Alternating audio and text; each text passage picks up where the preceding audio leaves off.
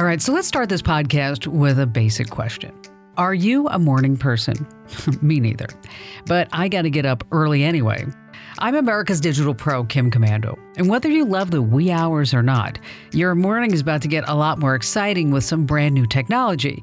So instead of dragging yourself listlessly around the house from the bathroom to the kitchen, back to the bedroom, each step in your daily routine will soon be like a new adventure. In fact, you can just say goodbye to the daily grind and hello to smart home devices. The Internet of Things, 5G, voice-first technology, it's all exploding. So literally anything you can dream up for your home is now possible. Even people who are in wheelchairs or don't have the use of their hands can now do things that they never thought possible, all by using their voice. And you won't believe some of these devices. I guarantee you are going to be surprised by some of them. All right, I have to tell you, there are weird devices, there are useful devices, and there are scary devices we're going to be talking about. But overall, I know you're really going to get a kick out of them. And our sponsor for today's podcast is pretty cool too. Here's the very latest that they have to offer.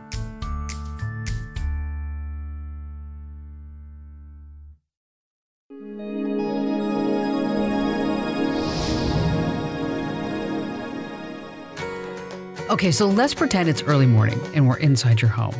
Well, you're probably inside your home, but anyway, we're in your home together. And now you have a smart home. So what does that mean? You're about to find out. Joining me today is our special guest, Patrick Sweetman. Patrick is a voice-first technology expert. And we're going to talk about how all these smart devices can be upgraded so that you can control them just using your voice. Patrick is the project manager at Voice First Tech, formerly with Voice Metrics. He served with Amazon as an IoT software engineer, also in the IT leadership program on General Electric's cybersecurity team. This year, he's working on a Google and Alexa app to do your gardening. Get this, using just your voice. No more dirt under your fingernails. How fabulous is that? It's artificial intelligence with an Alexa skill that's set for Google Home. And I have to tell you, I can see some great things coming for the farming industry just based on this app alone. All right, so Patrick, let's get started. Cool, okay. Okay, first of all, it's time to wake up. There's a ton of smart alarm clocks out there. Some you can hit the snooze by hand. Some will actually make you jump out of bed. Yeah, that's right. They will actually give you little electrodes if you really wanted them. Some of them you can even yell at. You can control your entire smart home right from your bed if you really wanted to. Now, one of the more advanced clocks is made by Lenovo. It's their smart display. It's a Google Assistant powered device with a special twist. It has a screen, that's right, a screen that actually moves horizontally or vertically. It's kind of strange looking. It's much bigger than the rest. Oh, and you have to say goodbye to that bulky bedroom television. This thing streams movies and YouTube videos. Of course, it does more than that. You can even make video calls right from your bed. And when it's not in use, it doubles as a digital picture frame. All that. Voila! Just remember, screen or no screen, most smart home clocks, they have something that you might not like. I'm talking about cameras. But this smart display comes with this super duper shutter switch cover, which means no more masking tape or post-it notes over the camera. And forget about all those puny little mono speakers you're used to on alarm clocks. This one has totally pumped up the volume. We're talking about dual speakers with a more full, rich sound. So Patrick, let's start with something that we all have in our bedrooms. I'm talking about an alarm clock. What do you think about the smart alarm clock? Yeah, Kim, this seems like the perfect example of a technology that would be voice-first enabled. We're already seeing consumer households want to control their living room TVs using their voice, and Chromecast devices and Amazon Fire TVs allow you to use voice assistants to control your TV. So to bring that technology to the bedroom and eliminate some of that extra technology by condensing the features into one single device, I think we're going to see a lot of consumers enjoy that and bring that smart alarm clock into the bedroom, especially while still being able to maintain the privacy of that slide cover. So that way they don't need to be watched when they don't want to be watched. I know that a lot of these alarm clocks already come with a voice-first feature. So when we start looking into the future, how do you see technology evolving when it comes to truly bedside devices? So with a smart alarm clock in the bedroom, I could see that being the central point of communication in the bedroom. You walk in and you say, "Hey Google or Alexa, set my alarm for 7 a.m. And then when you lay down in bed, you say, "Alexa, dim my lights." And all through the smart clock, she dims your lights. Then you say, "Alexa, call my kids so I can say good night to them." And then it dials into their bedroom and they see you and you see them and you say, "Good night, kids, good night." And then they shut off their device. And then you're like, "Okay, I'm laying in bed. I've put everybody to bed. I've set my alarm clock. Oh, I want to get woken up by John Mayer. Hey, Alexa, when you wake me up in the morning, play John Mayer's new album." Okay. And then now you need to fall asleep. So you can say, "Alexa, play my television show." And then on your alarm clock, you can have that television show played before bed. Or you can say, "Alexa, read me my audiobook." And then Alexa can go and story tell you to sleep, just like when you were a kid. I love the idea of saying goodnight to all my relatives before I fall asleep. As a matter of fact, let's just see if you remember this little tidbit. Good night, everybody. Good night, Mama. Good night, Ben. Good night, everyone. Good night, Mama. Good night, Daddy. Good night, children. Good night, Daddy. Good night, Elizabeth. Good night, John Boy. Well, John Boy, we're awake thanks to our smart alarm clock now. So let's get to the next order of business. I'm talking about our business. That's right, don't laugh. Everybody does it. We're talking about smart toilets. Yes, they're ready to assist in ways that you would never expect. Kohler makes one called the Numi, and it's literally, I don't know how I would describe it to you. I guess you'd say it's this whirlpool of technology, flushed with the comfort you didn't even know that you needed. It has a motion-activated cover, so this means that there's no more arguments about should the cover be up or the cover down. When your butt goes down, there's a super special surprise. Ah, yes, can you feel it? The heated seat. Oh my gosh. And when your business is done, cleanup is a breeze. Literally, that's right.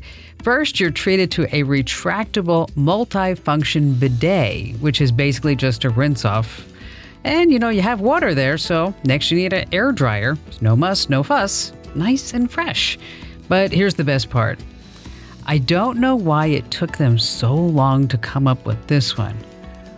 Oh my gosh. We need this. We all need this. Especially my husband, but don't tell him I said that. A deodorizer. Okay, if that's not enough excitement to get you totally out of bed, how about a built-in foot warmer, some fancy disco lights, and Bluetooth speakers?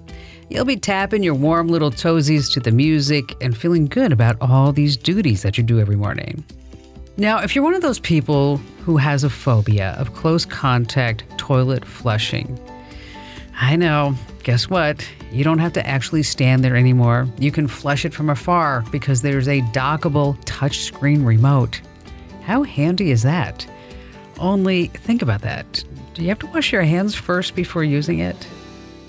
All right, so you have this lavish potty. So don't be surprised if your bathroom is occupado more often. You can't put a price on such a lovely experience, but Kohler did. So let me ask you a question. How much do you think this fancy pants toilet is? The high-tech smart toilet. Come on, take your guess. You're wrong. $6,500. Wow. I wonder if that's like flushing good money down the toilet. I don't think so. All right. If you can afford a really expensive commode like this, I say, hey, what the heck? Go for it. What do you think, Patrick? Smart toilet is an idea that I've never really thought about, especially bringing voice to, because you're sitting on a toilet, and with the smart toilet, there's a lot of features that exist. There's, as you said, there's the ability to heat up the pad. You can automatically flush, use the bidet. All of those features, I'm sure there's a lot of fancy technology where you have to learn all the buttons to press. If you had voice as the central hub for how you interact with that toilet, you wouldn't need to learn anything. There would be a lot less friction because you just think of what you would want your toilet to do and ask. Your butt's cold, so you say, Alexa, please heat up the seat. You want it to flush, so you just ask Alexa to flush.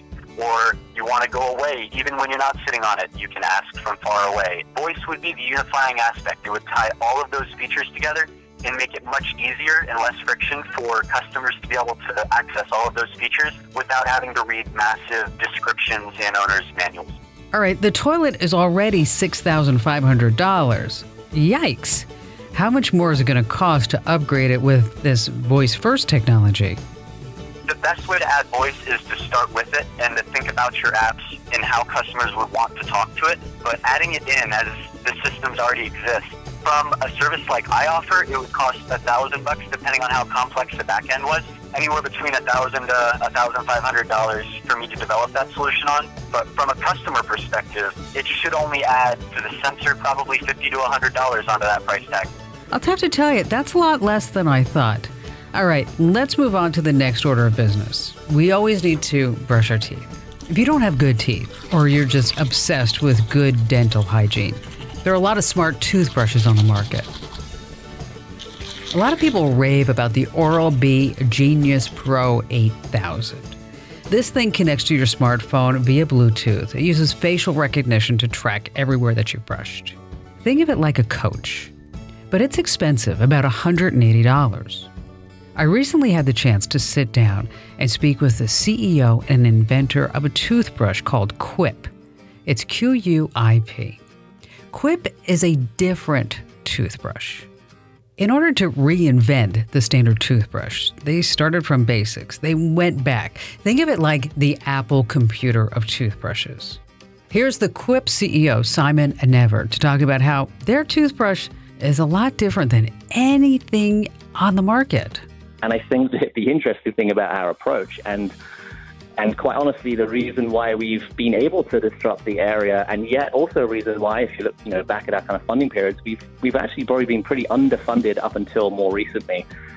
We really had to prove ourselves and our growth for a long time before really people started, coming to us, let's say, and eager to invest. But the biggest challenge was that trying to disrupt an industry where every other company is trying to come out with like the one big feature. This year it's about Bluetooth. This year it's about charcoal. This year it's about, 50,000, not 60,000 hertz, but hertz of vibration or rotation.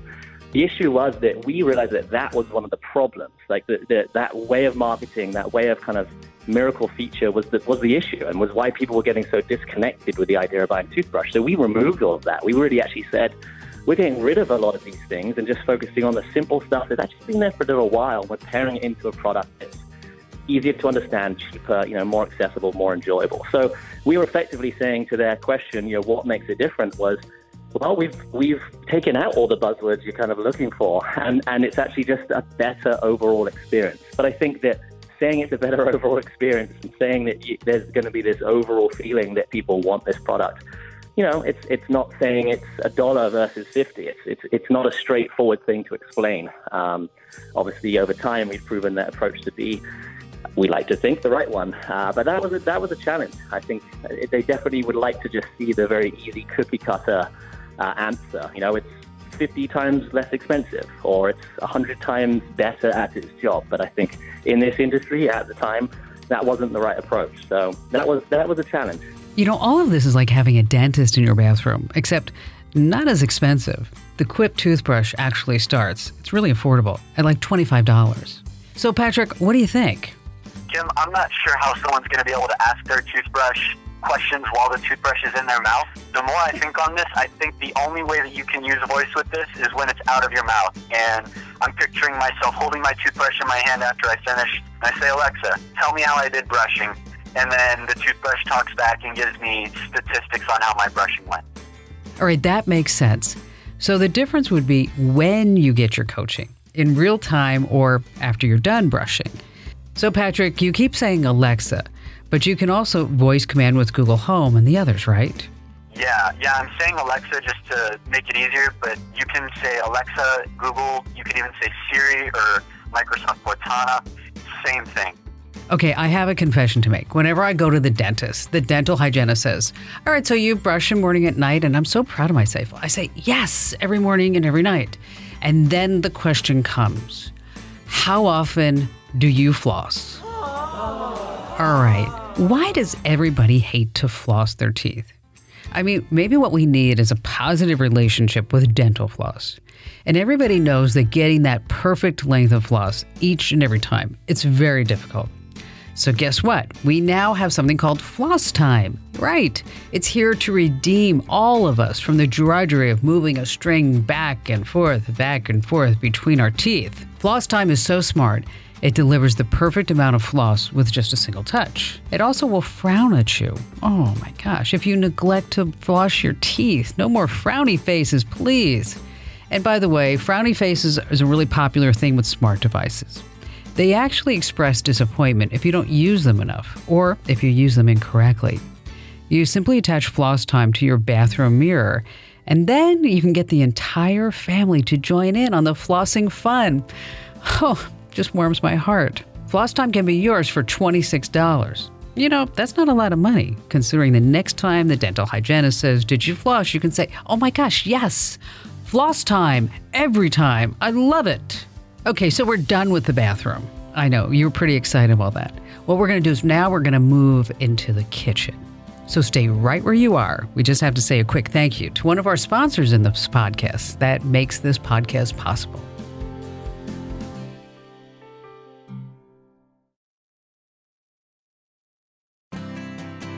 Okay, you're back with me. Great. We're gonna head into the kitchen. I'm not even going to go into the smart coffee machines because they would take up an entire podcast. Most of them are connected with an app. Some of them will actually even order their own supplies. Some of them come with built-in bean soakers. I know, I never knew I needed one of those either. Some of them will brew 3 separate cups of coffee, custom made however you like it. So with that perfect cup of coffee in hand, let's get cooking. First of all, do you have enough eggs to make you, me, and Patrick breakfast? Ugh, and also, how old are those eggs? What's the oldest egg in the entire carton? Are any of them rotten? Well, that's why you need the quirky egg minder. I'll tell you all of that and more. Fancy lights will demonstrate and actually point out to you which egg is the oldest, and an app will remind you to order more eggs.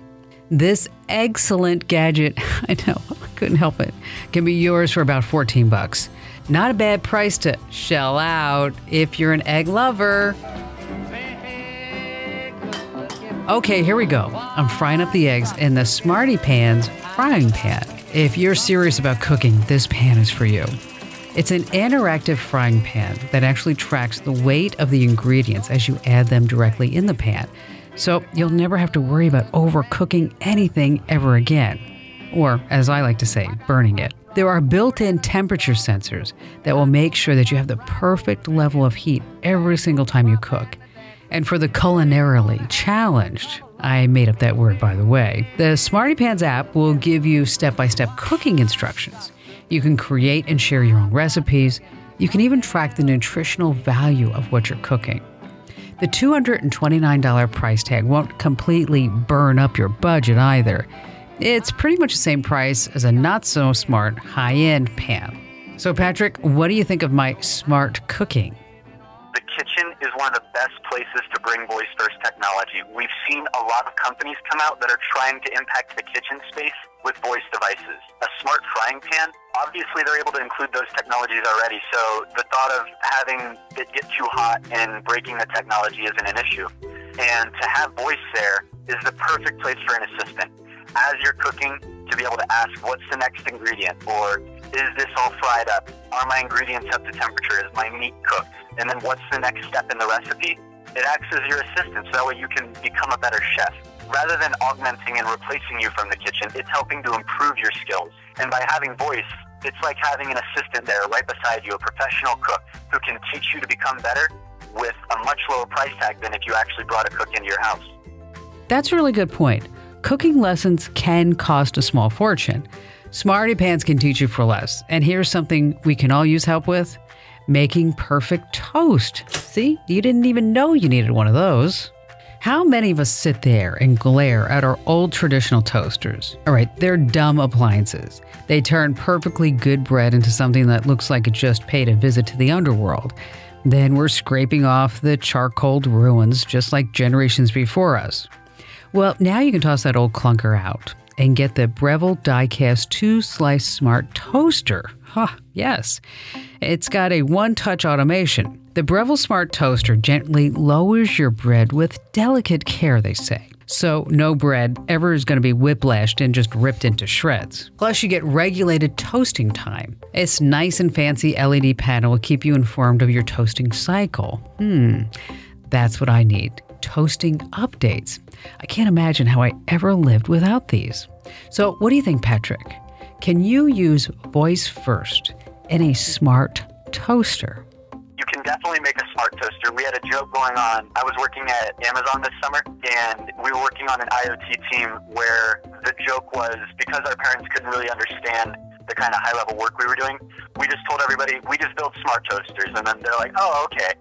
Smart toasters was the running joke of the IoT community, because the toaster is a very basic machine, and you can make anything more advanced by adding in features, but how is it actually providing customers value? So you can definitely do it. You could add voice in to be able to ask the toaster, how much longer until my toast is toasted? Or how brown is my toast right now? If you could get that real-time feedback right there, that would be the two ways I could see value being added with voice. Hey, come on back. Don't eat so fast. Slow down. Chew your food. You remember what your mother used to say. Remember all those things you were told as a kid that you forgot when you got older? Well, forget that old fork or spork. Now we have the happy fork. It's here to remind you. I mean, let's face it, we all need tech to help us with life's basic necessities. The logic behind this thing called the happy fork is sound. If you want to foster healthy eating habits, you need to slow down and chew your food. Take your time. And if you bite off more than you can chew, or if you're eating too quickly, Happy Fork will alert you with this buzzing sound. It sounds great, especially when you're having a romantic dinner. Anyway, if you want to review your eating statistics in real time, because how have we lived without that, you can upload all your data to happy.com and share your table manners with the entire digital world. Gosh, isn't that great? Now let's say you're a pretty calm eater, except when it comes to ramen and soup or pho. Soup, it turns you into a loud slurper. Well then, my noisy little friend, the O2 Hiko fork will rescue that from embarrassment before dieting. You simply connect the O2 Hiko fork to your smartphone. Then you can slurp away without any fear or embarrassment. Here's why.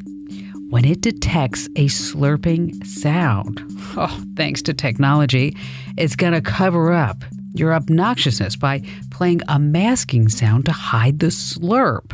I guess it's useful, but let me just say, I'm really happy I don't have my money wrapped up in that invention. Drinking filtered water is all the rage. Most people nowadays consider it a necessity. But sometimes we forget to order a new filter cartridge, and a year later, who knows what we're drinking. Well, of course, we have a solution for you, my dear heart. It's the Brita Smart Pitcher. It's a Wi-Fi enabled pitcher that will track and order its own replacement filters from Amazon.com. How handy is that? A pitcher that buys its own accessories and charges them right on your credit card. The robot takeover is slowly happening, folks. And mark my words, Patrick, this is where technology is headed. Our devices will actually order their own supplies. Whole factories will be able to run at least 80% on their own. I love the IoT technologies that talk to each other. It's the industrial internet where machines are talking to other machines. And it really makes your life more efficient, especially when it's solving problems that you actually have, pain points in your day-to-day life, like buying water filters. It's small stuff like that that adds 30 minutes of time into your week that you can just relieve and do more things that you prefer to do. The biggest addition with voice is going to be for you to act as the manager, and then all of your devices are your employees. So you're just going to need to check in on your employees and see how they're doing, and you can do that with your voice. Okay, a nice filling breakfast, all cooked in a smart kitchen. I'm going to do something that I hardly ever do. I'm going to play hooky from work. But you guys have to give me a break. It's not my fault, because now I have a smart mattress. That's right, it's put out by Sleep Number. It has an adjustable firmness, temperature, and a function that tracks your sleeping patterns. Maybe you don't even want to get up. You just want to crawl back in bed and just snuggle under the covers. So where do you see all the tech going for smart beds, Patrick? The bedroom and the kitchen are two places that we've seen massive adoption of voice technologies. People are already putting smart speakers like Amazon Echo Dots and Google Homes and Google Home Minis.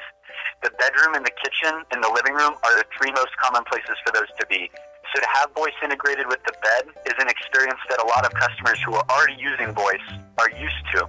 So then to be able to interact with your bed, to not just be able to interact with the other items in your room, but to be able to say with the smart bed, hey, raise me up 3 degrees or lower me 3 degrees.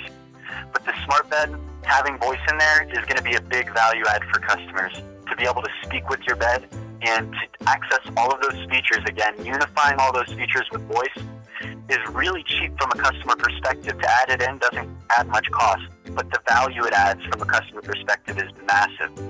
This would be a huge help for folks who have limited mobility, or maybe they're injured, or maybe they're just sick. They don't necessarily have the same access to go around and get to the controller and try to manipulate this technology, but if they can just ask, if there are hospital patients who are restricted to their bed, and they can just ask for the assistance they need, and their bed responds to those actions, it's going to provide a lot of value and make these people's lives a lot better and a lot safer. It's a great idea for hospitals. Voice first means no more button pushing, which some patients just can't do. Think about the potential for assisted living and senior care. It's almost limitless. Now, getting back to the bed here, as much as I want to play hooky, skipping work is not going to help pay for this bed. Are you ready? $3,200. Ugh. So we better go to work after all.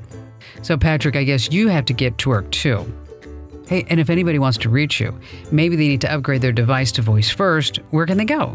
The best way to find me is on social media. I'm very active on Twitter and Instagram at Sweetman Tech. If you want to contact us related to getting your business into the voice interface, find us on voicefirsttech.com and then click the Get a Quote button, and that email will go directly to me where I'll be able to start collaborating with you to bring your ideas to life. Thanks, Patrick. Really appreciate your time. Kim, I really love collaborating with you. I can't wait to talk some more in the future. These smart home devices represent just a tiny piece of a whole new technology, which will allow entire businesses, buildings, communications, and transportation systems to operate pretty much all by themselves.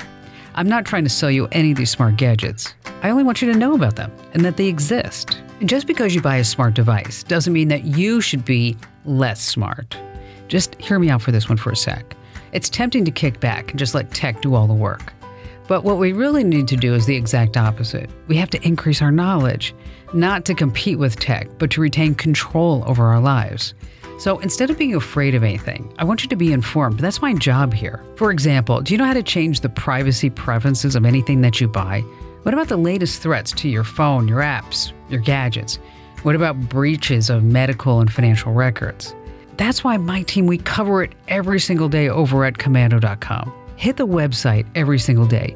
Drop by news.komando.com. If you just want the latest tech headlines, that's where you'll find them. And be sure you also subscribe to my free electronic newsletters. There's a big blue subscribe button right there at komando.com. I'm Kim Komando, and thanks for joining us on this podcast. If you liked it, do me a huge favor. If you learned just one thing, head over to iTunes, Google Play, or wherever you get your podcasts. Give us a great 5-star review. Write some nice words, because here's the inside scoop why. Your 5-star reviews and your good comments help more people find our podcasts. So do me a favor, do it now while you're thinking about it. And don't forget, you can always find me on the radio. You can find your station nearest you over at Komando.com too.